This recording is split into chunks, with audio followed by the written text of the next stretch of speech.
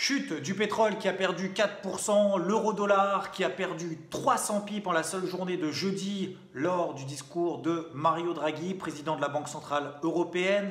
L'or également a perdu 2% et regain de tension, de guerre commerciale entre la Chine et les États-Unis. Autant d'événements qui ont entraîné beaucoup de volatilité, notamment sur ces actifs. Et on va faire également un flash rapide de la situation technique sur les indices. À tout de suite.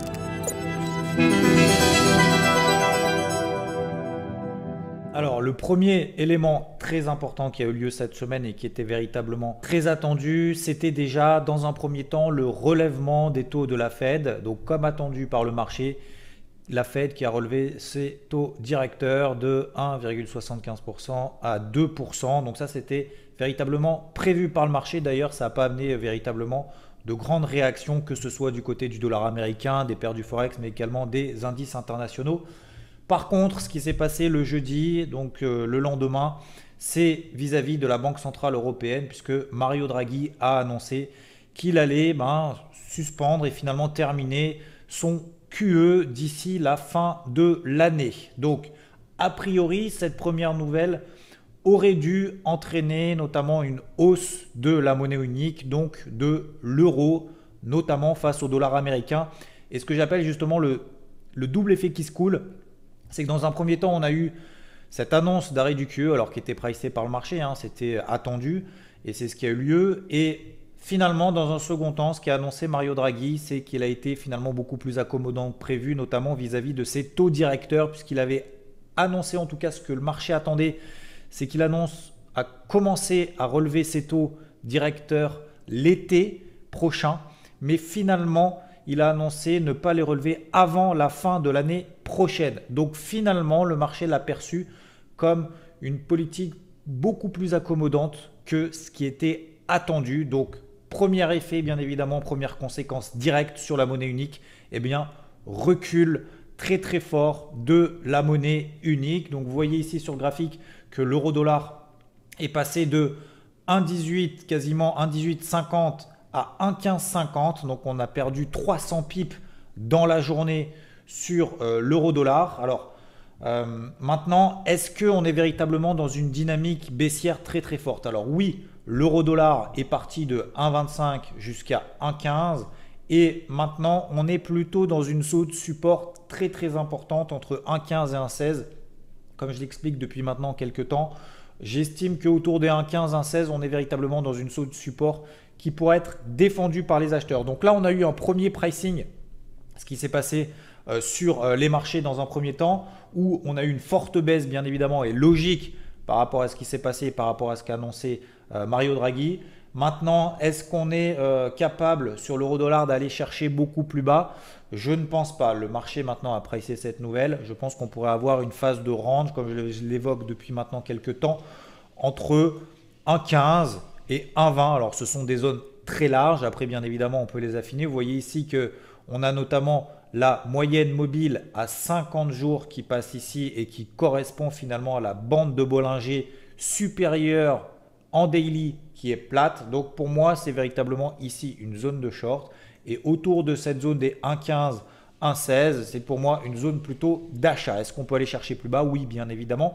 On est dans des zones d'achat. Ça veut dire que bien évidemment, lorsqu'on arrive sur des zones d'achat, on ne peut pas forcément déterminer à l'avance où sera le point bas. C'est pour ça qu'on réagit toujours en fonction des signaux et selon la méthode IVT qu'on vous apprend dans le cadre de notre formation. Ensuite, on a eu d'autres éléments très importants sur d'autres actifs et c'est également sur le pétrole. Alors le pétrole, on a un rendez-vous très très important en fin de semaine prochaine, 22 et 23 juin, entre les membres de l'OPEP et a priori, la Russie et l'Arabie Saoudite notamment ont prévu d'augmenter, en tout cas d'annoncer une augmentation de leur production. Donc bien évidemment, augmentation de la production, augmentation de l'offre et recul des cours du pétrole. Alors là, si on regarde, si on se focalise sur le Brent, vous voyez que sur le Brent, on est sorti d'une longue phase ascendante qui avait débuté au début du mois de février dans un canal ascendant. Et vous voyez ici qu'on était bel et bien sur une zone support. Maintenant, je l'ai tracé ici en rouge à 64,85 $. On est désormais, finalement, on a annulé cette phase ascendante. On est maintenant dans une dynamique baissière tant qu'on ne repasse pas au-dessus sur les cours du pétrole et sur les cours du Brent, tant qu'on ne repasse pas au-dessus de cette zone des 74,85 $, à peu près 75 $, eh bien sur le Brent, on est maintenant en dynamique baissière sous la MM20 daily. Donc quel est potentiellement le prochain objectif autour de cette zone des 70 $? C'est pour ça que pour le moment, eh bien, je cherchais plutôt des achats autour de cette zone des 74 $, qui d'ailleurs a tenu tout le mois de juin, on va dire à peu près en tout cas le début du mois de juin. Vous voyez la fin du mois de mai, voilà, ça a suscité quand même quelques rebonds techniques et on voit maintenant qu'on a eu bien évidemment suite à cette news, en tout cas une forte baisse bien évidemment logique avec cette annonce entre la Russie et l'Arabie Saoudite. Alors ça risque d'être encore vraiment sur les cours du pétrole. Beaucoup de turbulences à prévoir jusqu'à justement cette fameuse réunion du vendredi et samedi prochain.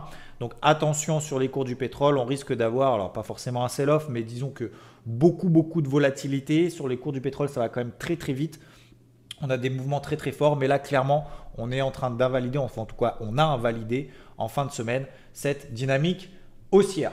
Ensuite, donc, on a vu tout à l'heure concernant la Banque centrale européenne, ce qui s'est passé par rapport aux annonces. Donc, politique monétaire beaucoup plus accommodante que prévu. Qu'est-ce que ça veut dire? Ça veut dire qu'on a une baisse de la monnaie unique. Et généralement, lorsqu'on a une baisse de la monnaie unique, même si j'aime pas trop parler de cette notion de corrélation entre l'euro et les indices européens, bien évidemment, on a politique monétaire beaucoup plus accommodante, égale euro qui baisse, égale actifs risqués qui montent, et notamment les indices européens. Donc, vous avez vu que le CAC, qui lui, d'un point de vue vraiment purement technique, était dans une phase de consolidation horizontale dans 75% des cas, d'accord? Donc ça, ce sont des probabilités. Dans 75% des cas, eh bien, on sort dans le sens de la tendance précédente. La tendance précédente était baissière et on avait 75% de chances de sortir par le bas. Mais bien évidemment, lorsqu'on a eu cette news vis-à-vis de la Banque centrale européenne, eh bien, le CAC est finalement sorti par le haut. Vous voyez ici en rouge, je vois, vous voyez 5580 points, c'était ma zone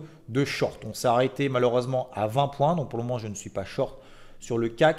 Mais je pense encore une fois que sur les indices, eh ben, en l'absence de catalyseurs, véritablement de vrais catalyseurs, que ce soit haussier ou baissier, eh bien je pense qu'on risque d'être encore pendant plusieurs jours, voire même plusieurs semaines, dans un range entre 5003 et 5006. Donc ça veut dire quoi? Ça veut dire tout simplement que je vais privilégier les ventes. Lorsqu'on va arriver proche de ma zone ici d'intervention short vers 5600 points, plutôt privilégier les ventes. Et lorsqu'on arrive proche des 5300 points, eh bien plutôt privilégier les achats. Entre les deux, ça reste un marché vraiment très technique. C'est-à-dire qu'il faut prendre des positions et des décisions sur des unités temps véritablement très courtes, ne pas avoir d'objectifs trop ambitieux. Et d'ailleurs, vous voyez même que lorsqu'on a eu cette accélération haussière ici sur le CAC, eh bien finalement le lendemain, donc vendredi, eh bien elle a été, alors pas invalidée, mais disons qu'on a eu un pullback quand même, un contre-pied quand même relativement violent. On n'a pas encore corrigé plus de 50% de la bougie haussière qu'on avait réalisée jeudi lors du discours de Mario Draghi. Mais vous voyez que c'est quand même très fébrile. Donc attention à ne pas, je dirais, suivre comme un mouton les flux qui sont en train de se mettre en place. Alors jeudi, certes, on a eu un flux très important, il ne fallait absolument pas se mettre en face. Mais d'un autre côté, vous voyez qu'il n'y a pas de relais, il n'y a pas de catalyseur qui permettent de justifier justement et de prolonger les mouvements violents qu'on a. Donc entre 5006 et 5003, véritablement rester très technique, ne pas avoir d'objectifs trop ambitieux et surtout priorité numéro 1, réajuster les stops de protection au cours d'entrée. Et ensuite, un actif où il s'est passé quelque chose, parce que ça faisait quand même plusieurs jours que je le surveillais. Et les cours de l'or, vous voyez, étaient quand même dans une phase de range absolument énorme. Il y avait des mèches hautes et mèches basses dans tous les sens. C'était absolument hallucinant. Il ne se passait absolument rien sur les cours de l'or. Et vous voyez que les cours de l'or finalement sont sortis par le bas. Comme je vous le disais tout à l'heure sur le CAC, vous voyez que cette phase de consolidation horizontale, finalement, on en est effectivement sorti dans le sens de la tendance précédente qui était baissière. On en est rentré par le haut et finalement on en sort par le bas, ce qui est quand même relativement logique. Par contre, est-ce qu'il faut vendre? Est-ce qu'il faut espérer viser beaucoup plus bas sur les cours de l'or? Alors attention parce que regardez cette oblique ascendante qui vient quand même depuis alors pas les plus bas depuis 2017, mais les plus bas de la fin de janvier 2017. Et on relie les plus bas ici de l'été 2017 et de fin 2017. Vous voyez qu'on est ici sur une zone support finalement qui pourrait permettre au cours de l'or de réagir. J'avais une zone d'intervention à l'achat, j'attendais justement cette fameuse consolidation, cette fameuse correction, voire d'ailleurs cette accélération baissière sur les cours de l'or. Il manquait encore un petit peu quelque chose pour véritablement privilégier les achats. Pas que c'était trop facile cette phase de stabilisation qu'on avait eue avec des tentatives de sortie par le haut. Mais vous voyez que le fait qu'on fasse quand même ça, des mèches et des fausses réactions, des invalidations d'accélération haussière, finalement ça a provoqué un fort recul finalement des cours de l'or. Donc maintenant sur cette zone des 1280 $, alors attention, de la même manière que sur les cours du pétrole, de la même manière que d'ailleurs sur les stratégies sur indice, on travaille en zone. Sur ces zones, on attend des signaux de retournement sur des unités de temps. Je ne travaille, vous savez, qu'en horaire, en données horaires, donc sur le H1, H4 et sur le 15 minutes uniquement. Je ne passe pas sur des unités de temps plus courtes. Là, l'objectif, ce n'est pas d'attraper le point bas. L'objectif, c'est déjà d'attendre que ce support soit véritablement validé et confirmé. Et une fois qu'on se stabilise autour de cette zone et qu'on donne des signaux acheteurs sur les unités de temps que je viens de vous dire, eh bien à ce moment-là, je passerai à l'achat parce que ça me permettra déjà effectivement que ce zone support soit véritablement confirmé. Et dans un second temps, ça me permettra surtout d'avoir un stop de protection très clair. Le problème d'entrer à l'achat et de chercher le point bas sur des phases d'accélération baissière, eh bien le problème c'est qu'on a du mal à déterminer des stops de protection. Les stops de protection, ce sont tout simplement, on matérialise l'invalidation d'un scénario que l'on a, parce que bien évidemment, on ne fait pas 100% de trades gagnants, on ne fait pas 100% de positions gagnantes et on peut avoir tort sur le marché et on aura de toute façon, j'aurai toujours tort de toute façon sur le marché. L'objectif étant bien évidemment de faire plus de positions gagnantes que de positions perdantes et de gagner de l'argent finalement au final. Mais là, l'objectif sur cette zone des 1280 $, c'est encore une fois d'attendre cette phase de stabilisation et ensuite on rentre à l'achat sur des signaux horaires. Voilà pour le point de la semaine. Il s'est passé quand même beaucoup de choses, beaucoup de volatilité. Vous le savez également ce qui s'est passé. Alors, j'en ai pas parlé au début de cette vidéo, mais on a eu également ces fameuses droits de douane sur les importations chinoises de la part de Washington, qui a provoqué sur les indices américains.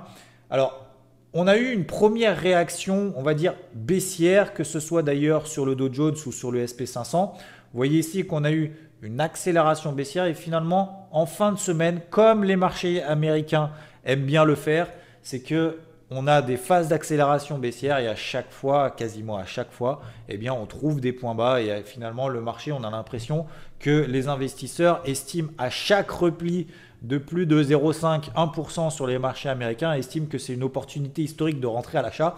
Donc à chaque fois qu'on a finalement des mauvaises nouvelles, on a l'impression que on a un flux acheteur qui rattrape le mouvement, qu'on a des rachats de short et c'est finalement ce qui s'est passé en fin de semaine. Je pensais effectivement qu'on allait avoir en ce vendredi peut-être des prises de bénéfices quand même très appuyées suite à cette mauvaise nouvelle qui d'ailleurs peut s'accentuer durant ce week-end, mais ce n'est absolument pas le cas et a priori, eh bien, les investisseurs en ont profité pour rentrer sur le marché. Donc là, ça va être intéressant de voir sur les indices américains, notamment sur le Dow Jones, de voir dans quel sens est-ce qu'il va véritablement réussir à sortir de cette fameuse phase de range. Alors plus ou moins en range, en tout cas, on est dans une zone de résistance ici, sous une zone de résistance vers les 25 300 points.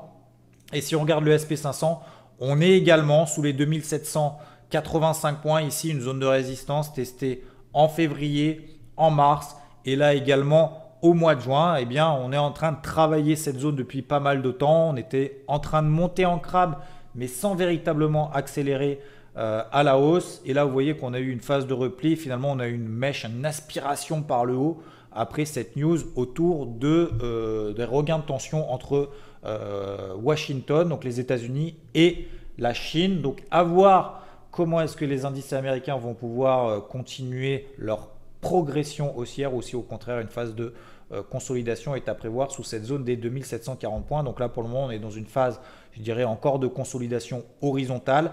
La semaine prochaine sera véritablement très intéressante de voir l'euro-dollar, est-ce qu'il a la capacité de tenir les 1,16 comme on l'a vu. Le pétrole, est-ce qu'il va poursuivre sa chute? L'or, est-ce qu'il va tenir cette zone des 1280 $? Et également les indices américains, dans quel sens finalement est-ce qu'ils vont réussir à sortir de leur phase de consolidation horizontale.